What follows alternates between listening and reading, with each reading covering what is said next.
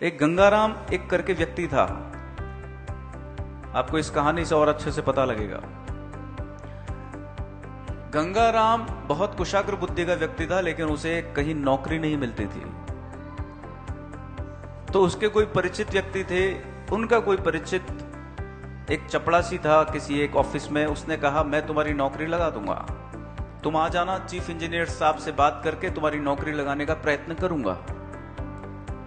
तो वो गंगाराम जब ऑफिस में चला जाता है तो चपड़ासी उसे कहता है कि साहब आते होंगे, तुम बैठो। चपड़ासी किसी अन्य काम से बाहर निकलता है। गंगाराम को कोई कुर्सी नजर नहीं आती, एक ही कुर्सी दिखती है, चीफ इंजीनियर साहब की।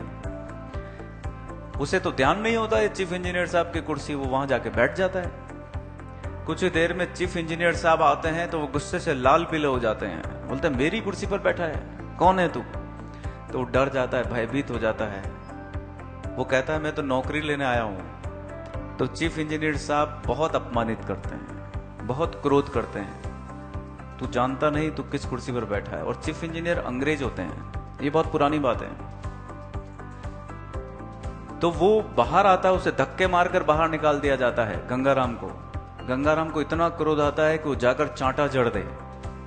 इतना क्रोध आता है कि कुछ भी अनाप शनाप चीफ इंजीनियर साहब को सुना दे, लेकिन वो क्रोध नहीं करता। वो सोचता है अब ये पॉजिटिव चैलेंज लिया, जैसे ध्रुव ने पॉजिटिव चैलेंज लिया वैसे ही उसने भी पॉजिटिव चैलेंज लिया कि एक दिन मैं इस प्रकार का बन के दिखाऊंगा कि इस कुर्सी पर बैठ सकूं। चीफ इंजीनियर की कुर्सी पर बैठकर मैं वास्तविकता में बताऊंगा इन अंग्रेज ऑफिसर को। और वो जाते हैं और फिर वो पढ़ाई करते हैं, इतनी मेहनत करते हैं, इतनी मेहनत करते हैं कि वो चीफ इंजीनियर बन जाते हैं। और जब वो जाते हैं तो वही साहब उनको अपना चार्ज देते हैं। वो खड़े होते हैं, वो जाकर अपनी कुर्सी पर गंगाराम जी को बिठाते हैं। गंगाराम जी कहते हैं मुझे पहचाना आपने?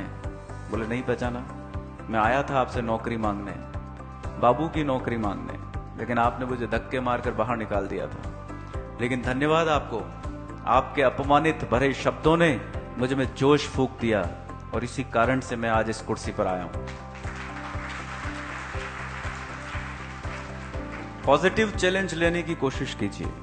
कोई यदि क्रोध कर रहा है तो उस पर क्रोध मत कीजिए, उसके मूल में जाइए। हम अपने को ऐसा क्यों न बना दें कि हम वहां जाकर बैठ सकें। आपने देखा होगा बहुत सारी फिल्मों में भी इसी प्रकार की बात आती है।